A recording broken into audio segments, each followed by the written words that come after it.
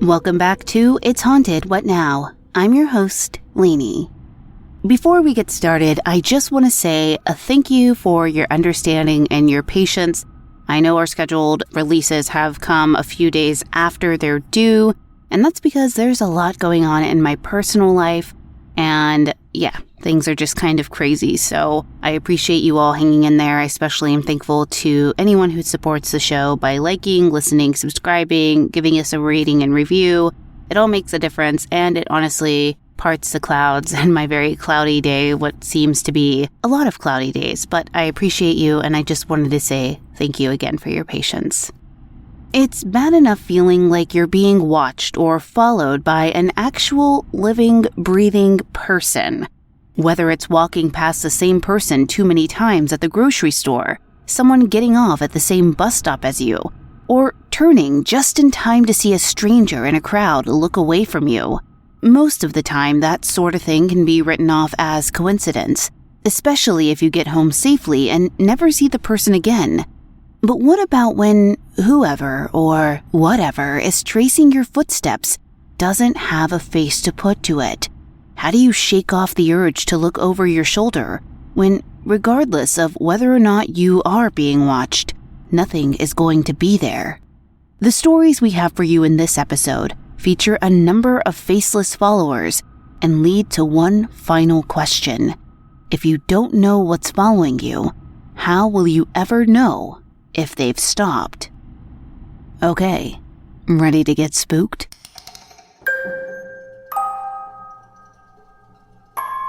Our first story comes from B, whose place of work is somewhere that lends itself to ghostly happenings.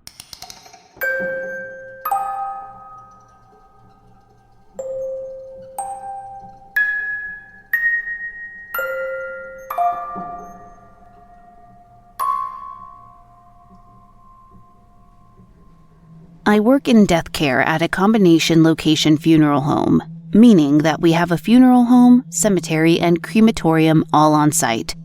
I know people like to debunk paranormal stuff for good reasons in a lot of circumstances, so I wanted to see the response to some stories from my coworkers and I. I'll start off with the typical light stuff. One of my coworkers tends to come in very early in the morning to start her work, while I like to stay late. Because of this, we both spend a good amount of time alone in the funeral home. We've separately had experiences of hearing footsteps walking down the long wooden-floored hallways of the home, as well as seeing things out of the corner of our eye and hearing faint voices. Those aren't too surprising considering there are an abundance of loved ones resting in our care at any given time, some having more traumatic passings than others. I will admit, though, that the funeral home itself is pretty tame. There have been many strange occurrences in the cemetery experienced by the ground crew, cemetery staff, and funeral home staff. One day I was standing at a service in the early morning and turned and saw a man under a tree not too far away from me. He looked out of place and I saw no cars around besides the few the family having the service had driven in. I turned to look at him once more and then again a minute or so later. But by the third time I checked, he had vanished. Mind you, we have 17 gardens, so if he left by normal means, I either would have seen him walking away or seen the car he left in. This type of thing has happened to multiple people. A coworker of mine on the cemetery side worked with a man for a while after his wife passed. The husband wanted a granite pedestal, a stand that holds an urn with customizable toppers with a bird bath on top. For about a year, he would hound my coworker wanting to know when it would arrive, when that is unfortunately the expected waiting period for custom granite memorials. When it finally arrived, we placed his wife inside and had a service. A few months later, my coworker who worked with the husband woke up from her sleep because she heard the words, "bird bath, bird bath, bird bath" being yelled in her ear. She came in the next morning and told us the husband had died before we had even received the first call notifying us of the death. Lastly, to avoid this being too long, I've got 2 stories about our chapel mausoleum.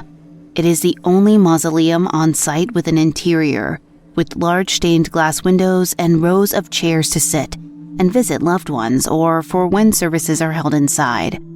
This mausoleum is locked every day at 4 p.m. when the grounds team leaves and is unlocked again around 6 or 7 a.m.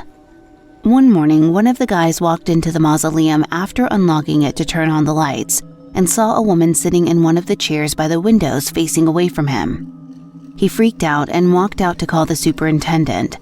When he walked back inside, the lady was gone. There is only one entrance to that mausoleum, and he had been standing right in front of it to make the call. We hear knocking and shifting noises all of the time in the mausoleum. It's so prevalent, I actually address everyone in there when I enter and exit to avoid any bad juju. We had a maintenance crew working on the mausoleum for a while that would come in every morning to find their tools moved around the room. They would set them on one side of the chapel and come back to them on the other side of the room. One of the workers said he would never come back. Well, this story isn't very short. This is the shortest I could make it. The cemetery truly is spookier than the funeral home. I would love to hear what y'all think of these stories.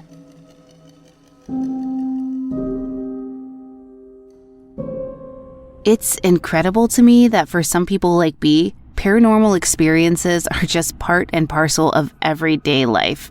And it might be weird, odd, unsettling at times, but someone has to do the job they do, so they just keep going. Thank you so much for the necessary work you do, and I would absolutely be open to hearing more stories from you and your colleagues, and maybe even some spookier ones, like ones that definitely sent a shiver down your spine. Those are the type that really get me. The second story in this episode is brought to us by someone who wants to stay anonymous and believes that something is following their husband.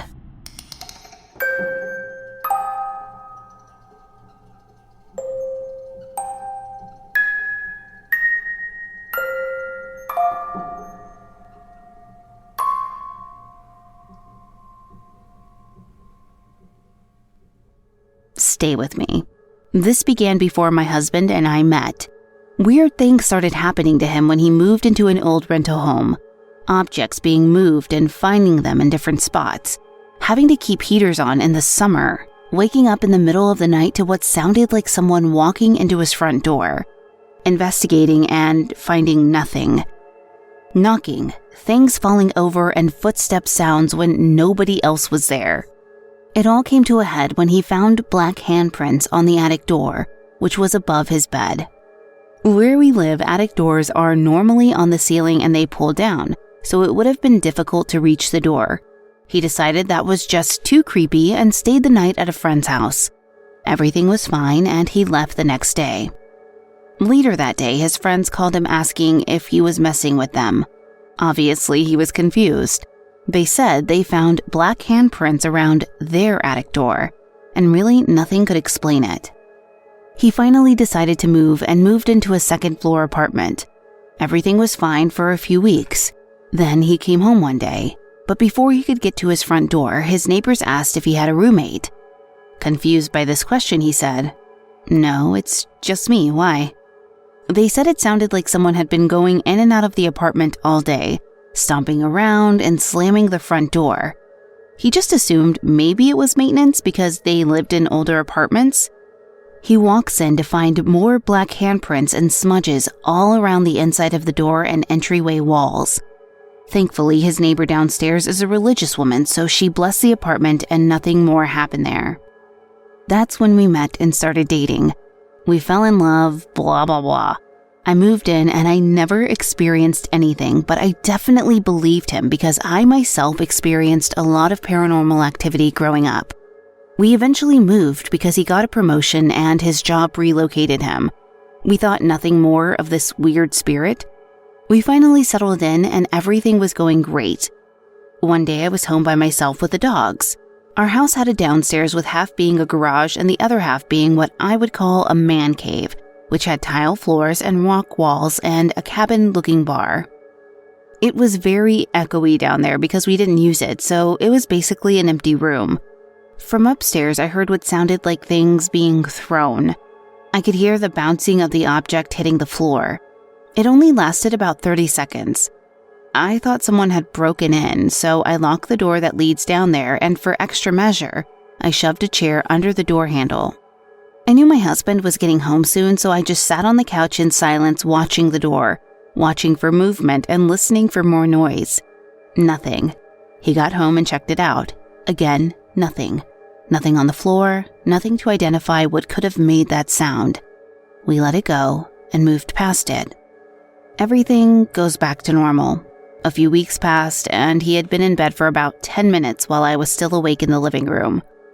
All of a sudden, there was this beating on the wall. So hard, things hanging on our wall started shaking and our dog started freaking out. I was too scared to get off the couch, so I started screaming for him to come into the living room and asked if that was him. He was asleep and heard nothing, but woke up to help me look around. We couldn't find the source of the noise. He eventually went back to bed, and I didn't really sleep that night. Nothing else happened, though. The only thing that really continued happening after that was what sounds like scratching on the walls. Still, I can't explain what it was. We moved again because he put in for a transfer so we could get back to the state we originally lived in, which is where he wanted to be. I didn't take any chances this time. I believe in God. I have a relationship with him and always have, so I bless the house and make my husband do it with me. I believe with all of my heart that in the name of Jesus, demons flee. Nothing happened in that home, even though we lived there for several years. My husband eventually quit that job and got a job closer to my family. We moved again. All this stuff was years in the past, so I thought nothing of it. Everything was fine for months. One day, it was a Saturday afternoon, and we both had a long week, so we ended up falling asleep in the living room while I fell asleep in our bedroom. I woke up and went into the living room. He eventually woke up too and went into the bathroom. Coming out, he had a weird look on his face, telling me, "You're messing with me." I was clueless, so I asked him, "What's up?" He just told me to come here, so I walked into the bathroom and all his bathroom things were neatly stacked on the sink. I mean, everything he uses. Shampoo, body wash, razors, anything you'd expect someone to keep in the bathroom, neatly put onto the counter. We were baffled, so I just started praying. We calmed down and went on with our lives. Eventually, more black smudges and handprints started to appear around the attic. I had enough, so I blessed this house. We've been living here for years now, and nothing else has happened. I think it's back. We've been having some financial hardship, and it's causing both of us to be stressed, kind of just casting a dark cloud due to our circumstances. The other night, I'm laying in bed and he's letting the dogs out to potty before we go to bed. I hear banging on the wall. It kind of weirded me out, but I thought maybe it was my husband. I asked him if he dropped something or banged on the wall. He says no, but I don't say anything anymore because I don't want to give him something more to stress about. It's now 2 a.m. here. He's asleep and a very deep sleeper at that. I walk into our bedroom and I swear I hear a very deep voice say, "Hello," in a whisper tone. At this point, I don't even freak anymore. I'm just over it. I'm looking for advice, looking for someone with a similar story. Any idea what this thing really could be and why it's got a grip on us? How does it keep coming back? Why does it keep coming back? Will it always be like this? I'm just looking for some answers. Please help. This is not a made-up story. I wish it was fake, but it's not. Let me also say I've been seeing stuff out of the corner of my eye lately, but I've thought nothing of it till the banging and whispering. Thinking now, I wonder if I've actually been seeing something. I've also been hearing whispering when drifting off to sleep, but I've just been assuming I'm having a dream, and now I'm not too sure.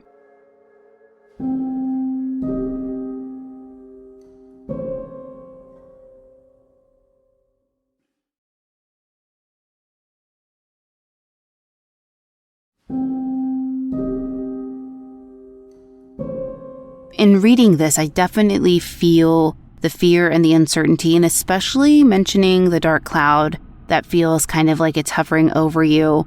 These types of spirits or whatever's following your husband can definitely be overwhelming, but you have to be the person who believes that it can't penetrate you any further. It can't infiltrate your space any further, and it completely is unwelcome in your home.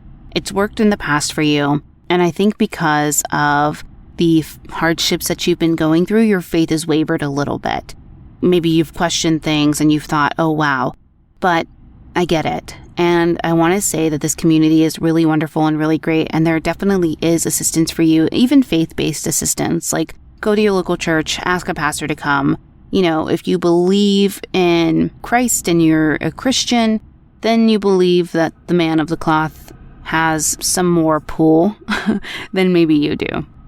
I get it, like I said, but there's something deeply, intrinsically upsetting about this, all starting with the black handprints.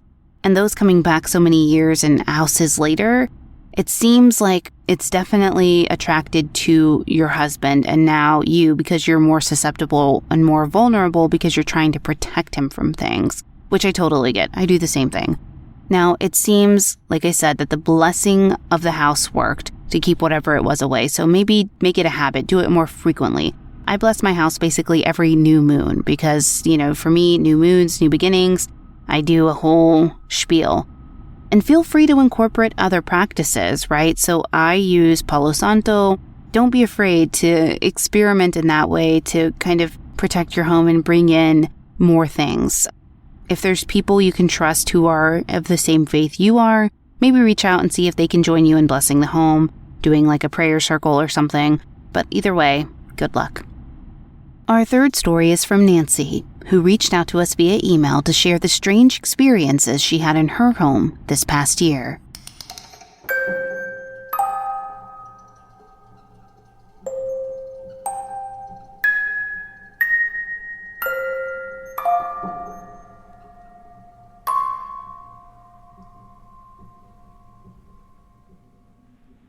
Hi, my name is Nancy, and I wanted to share a creepy story with you. So we live here in New Mexico and have been dealing with spooky things for many, many years now. This story I'm sharing today is one of the many stories I have to share. We moved into our new home about a year ago. Previously, it was my mother-in-law's house, which she sold to us. Well, when we first moved in, we honestly didn't feel like there was anything creepy or scary here, but slowly things just started happening. One night, my husband and I left to get ice cream with our baby boy while our girls decided to stay home. While we were gone, my oldest daughter was in her bedroom, and she heard these heavy footsteps running up the stairs. Thinking it was her little brother, she opened up her bedroom door and yelled out for him. She didn't hear him respond, so she told us she walked back to her bedroom and waited. Then she heard the door and the sound of someone running up the steps, so she leaned over the stairs and saw it was completely dark downstairs. She called us right away and asked if we were home yet, and I told her, "No, we are close by. Why, what happened?" But she just said, "I'll tell you when you guys get home."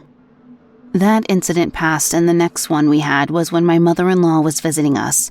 She slept in the upstairs loft.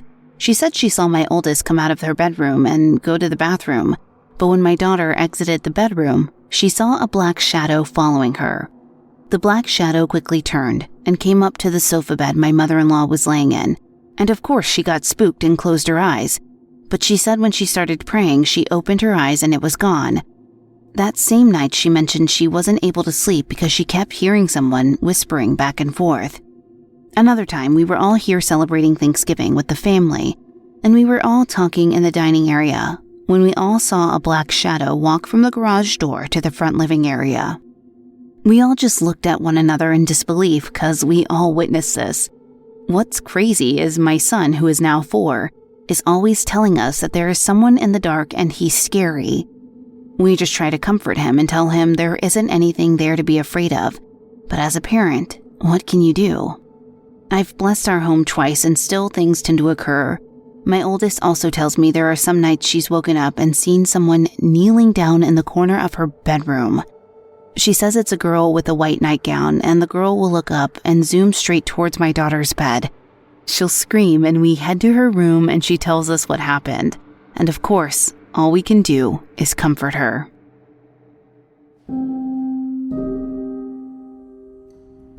I really, really don't like that it keeps coming back, especially to your oldest daughter. I mean, as an older child, she has enough to deal with. Have the other girls experienced anything, or is it just her? And did your mother-in-law have similar experiences when she lived there before you? or does it seem like this is a new inhabitant that moved in with your family? It's a little reassuring that you were able to see it at Thanksgiving, but regardless, it might be worth going through some calming blessing actions with your daughter, or soothing prayers she can say if Nightgown Girl comes back also. Absolutely not. When I was reading that, I freaked out. So I can only imagine how terrifying it was for your daughter. Now listen, if the girl is an element, say, of like sleep paralysis or a nightmare clinging on when she regains consciousness, she might be able to ground herself enough in reality that it goes away. Hopefully that makes sense. Well, that does it for this episode. Unless you're an Apple subscriber, in which case, stay tuned after the credits, where you'll get to hear 2 additional stories as a special treat. Well, that does it for this episode. If you'd like to submit your own personal spooky tale to be read on the show, head to hauntedpod.com and click on the link to submit your story. You can also email me at hauntedpod@gmail.com. We thank you for listening. If you enjoyed this episode, please leave a positive review on Apple Podcasts or your podcast player of choice. It really does help. You can find us on Twitter at podcast_haunted, Instagram at It's Haunted What Now, or at hauntedpod.com. Production assistance and writing assistance by Jesse Hawke from the Inky Pawprint. The official composer and audiosmith for the show is Neeks at We Talk of Dreams. Check him out on Twitter at We Talk of Dreams or wetalkofdreams.com. Until next time. Did you hear that?